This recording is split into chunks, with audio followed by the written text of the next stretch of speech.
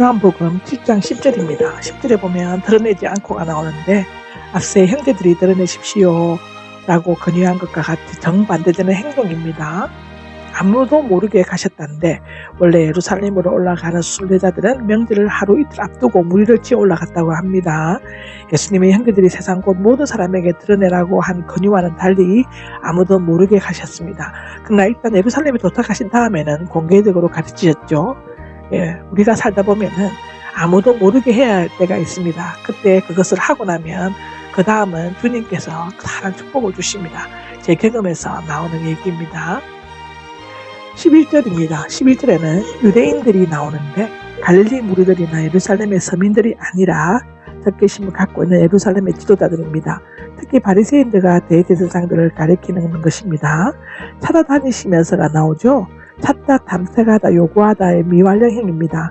계속 찾고 있었다는 뜻이 되는 것이죠. 찾는 목적은 두 가지일 것입니다. 그분은 선한 사람이다라고 말하는 사람들은 간절하게 진리를 찾아다닐 것이고, 그는 사람을 속이고 있다라고 수군거리는 자들이나 유대의 독권주의자들은 그를 신문한 다음 죽이려고 찾아다닐 것입니다. 한편 유대교의 형식주의와 위선적인 부패상에 실망을 느낀 백성들은 예수님에 대해 큰 호기심이나 기대를 가지고 있었을 것입니다. 그 사람은 어디 있나? 그 사람이 있는데 그 작자, 그 인간의 경멸적인 어투로 사용되었다고 합니다. 예수님에 대해 동경심이 없는 유대인들은 그 이름조차 말하기를 꺼려하는 것이라고 우리는 기록에서 볼 수 있습니다. 예수님이라면은 치료되고 싫어하는 사람들이 이 세상에도 많이 있습니다. 여러분 주위나 내 주위도 우리는 그런 사람들을 많이 보죠. 12절입니다. 12절을 보면 수군거리는 말들, 수군거리다가 나오는데 이 수군거리다는 비둘기가 구구 소리를 내거나 벌이 붕붕 날아다니는 것을 비롯해서 너승으로 불평하며 투덜댄다는 것을 나타낸다고 합니다. 이것에 대한 기록은 빌립보서 2장 14절에도 기록되어져 있습니다. 또는 은근히 불쾌감을 드러내는 것을 말한다고 하는데요. 이것 또한 사도행전 6장 1절에 나옵니다. 참 성경은 몇 천 년 전에 기록됐는데 지금 우리가 현재 살고 있는 우리 얘기를 하는 것 같죠? 사람들이 놓고 말하지 않고 다만 은밀히 수군거리기만 한 것은 유대인들이 두렵기 때문이었을 것입니다. 아마도 그들은 출교를 두려워한 것 같습니다. 그리스도인들은 하나님 외에는 두려워하면 안 됩니다. 그것이 나를 얼마나 평온하게 하고 나에게 자유를 주는지 여러분도 한번 해보시면 느낄 수 있을 것입니다. 네, 14절입니다. 명절이 절반가량 지났을 무렵이 나옵니다. 8일 동안 계속되는 토막절 명절 중 3, 4일이 지난 시기였을 때였다고 합니다. 이때 가르치면 많은 청중을 모을 수 있었습니다. 여기에 가르치셨다는 동작의 계시를 나타내는 미완료형이죠. 가르치기 시작하셨다의 뜻인데 아무도 모르게 예루살렘에 오신 예수님이 그를 죽이려는 자들의 본거지였던 성전에서 공개적으로 가르치셨다는 것은 예수님의 긴박성과 담대함을 보여주고 있습니다. 그런 다음 명절 즉 6월절에는 이 자리에 제수 신분으로 나타나실 것입니다. 15절입니다. 15절에는 이 사람은 배우지도 않았는데가 나오는데 예수님은 율법학자로서 정규 랍비학교에서 유명한 랍비의 지도 아래 전문적인 교육을 받지 못했는데 당당히 성경을 가르치고 있는 것에 대해 모두가 놀라웠습니다. 복음 쓰기 전에 여러 곳에서 예수님의 성격 지식이 놀랄 만큼 뛰어나서 언급하고 있는데 그러나 그의 가르침은 정통적이고 위선적인 랍비와 바리새인들의 것과는 너무나 큰 차이가 있습니다. 마태복음 7장 29절, 마가복음 1장 22절을 보십시오. 만약 예수님이 교인이 스스로 배우는 것이라면 그것도 말도 안 되는 것이라고 그들은 생각했을 것입니다. 왜냐하면 예수님이 학식과 내용, 교훈 방법들은 배우지 않고서는 도저히 생각해낼 수 없는 것들이었기 때문이죠. 그를 알고 있는가? 이렇게 물었는데 그는 원래 글자를 의미했지만 후에 편지와 성경, 특히 율법에 대해서 기록한 학문, 교양, 문학 등의 뜻으로 사용되었다고 성경에는 여러 곳에 기록되어 있습니다. 사도행전 28장, 요한복음 5장, 디모데후서 3장에 다 기록되어 있습니다.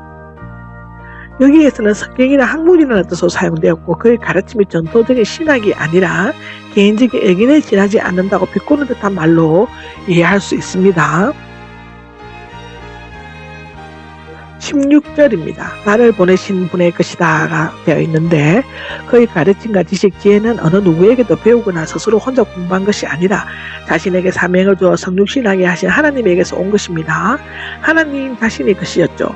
왜냐하면 예수님은 언제나 하나님의 음성을 듣고 그것에 따라 말씀하셨기 때문입니다. 말하자면 예수님의 랍비는 하나님 아버지셨습니다. 예수님께서는 하나님 아버지 하나님에 대해 나를 보내신 분이라고 자주 말씀하심으로써 자신과 아버지와의 관계를 분명히 밝혔습니다. 17절입니다. 17절에는 하나님의 뜻을 행하려고 한다면이 나오는데 하나님의 뜻을 진실하게 행하려고 힘쓰는 자만이 이 가르침의 하나님께로부터 오는 것이지 아니면 내 생각대로 말하는 것인지를 알 수 있다는 뜻입니다. 따라서 예수님의 교훈이 하나님께로 온 줄을 모르는 자는 진실되고 철저하게 하나님의 뜻을 실천하지 않는 자입니다. 하나님의 뜻을 아는 것과 그의 뜻을 행하는 것은 분리할 수가 없습니다. 알면 꼭 몸으로 행하여집니다. 행동과 믿음은 함께 행동합니다. 사람의 말도 그렇죠. 예. 그 사람의 생각이 말로 나기 때문에 말을 하다 보면 그 상대를 깊숙이 알게 됩니다. 하나님의 뜻을 아는 것과 그의 뜻을 행하는 것은 분리할 수가 전혀 없습니다. 행동과 믿음은 함께 동행하죠. 이해는 믿음에 대한 상급입니다. 사람이 하나님의 뜻을 행하려 한다는 것이 무엇입니까? 그것은 믿는 것과 동일한 것이라고 기록하고 있습니다. 18절입니다. 18절에는 자기 생각대로 말하는 사람이 나오죠. 문자적으로는 스스로 말하는 사람이라고 합니다. 즉 자기 혼자 나서서 말하거나 자기 생각이나 마음대로 말하는 사람이며 여기에서는 율법을 가르치고 해석하는 율법사나 유대인들을 말한다고 합니다. 그들은 구약 성경을 존중한다고 하지만 오히려 자신의 사역을 위해 그릇되게 사용하였으며 또한 하나님의 뜻을 행하노라고 했지만 자기 생각과 마음대로 행하였습니다. 이런 사람이 우리 주변에 많습니다. 말로서 하나님이라고 하나님을 많이 팔지만 사실상 그들의 행동과 말씨나 모든 것들은 하나님이 아닙니다. 그러나 하나님의 보내심을 받은 예수님은 오직 하나님 말씀만을 대언하시고 그분의 영광만을 찾으셨으므로 그의 가르침은 참되고 진실되고 그의 행동에도 불의가 없으십니다. 그 불의라는 것은 사악함과 부도덕이 없다는 것입니다. 참과 거짓과 불의는 유대인의 전통을 지키느냐 안식일이든가 아니면 하나님의 영광을 구하냐 여부에 따라 결정되어졌다고 합니다. 19절부터 24절까지는 지금까지 예수님께서는 변호하는 말씀을 해오셨지만 이제부터는 오히려 그들을 향해 공격하는 태도를 취하셨습니다. 여기서 보면 첫째로는 모세가 너희에게 율법을 주었는데 너희 가운데 율법을 행하는 사람은 아무도 없다. 19절에 말하고 있죠. 그들은 모세와 그가 전해준 율법을 자랑했지만 오히려 율법을 범함으로써 그들의 불의함을 드러내었습니다. 그들이 예수님을 죽이려는 그 시도 자체도 살인이며 여섯째 계명을 범하는 것입니다. 출애굽기 10장 13절을 보시면 됩니다. 너희는 나를 죽이려고 하느냐라고 예수님의 실책에 대한 유대인들은 귀신이 들렸다라고 말하면서 그런 사실을 한사코 부인하였습니다. 어떤 학자들은 그들을 각지에서 온 순례자들로 비교적 예수님께 호의적인 감정을 가진 자들로 추측하고 있습니다. 그들은 역시 세례자 요한이 금욕 생활을 한다고 귀신이 들렸다라고 말했습니다. 마태복음 11장 18절에 기록되어져 있습니다. 두 번째로는 너희는 안식일에도 사람에게 할례를 베푸고 있다라고 22절에 이야기하고 있죠.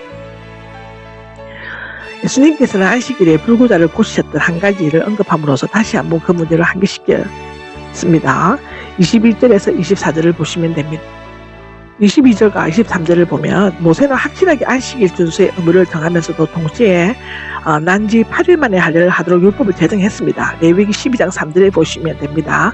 할례는 모세의 이전 아브라함 때부터 시작되었습니다. 창세기 17장 12절에 기록되어져 있습니다. 만약 그 8일째가 안식일에 해당된다면 할례에 대한 의무는 안식일에 대한 의무보다 우선적으로 지켜졌습니다.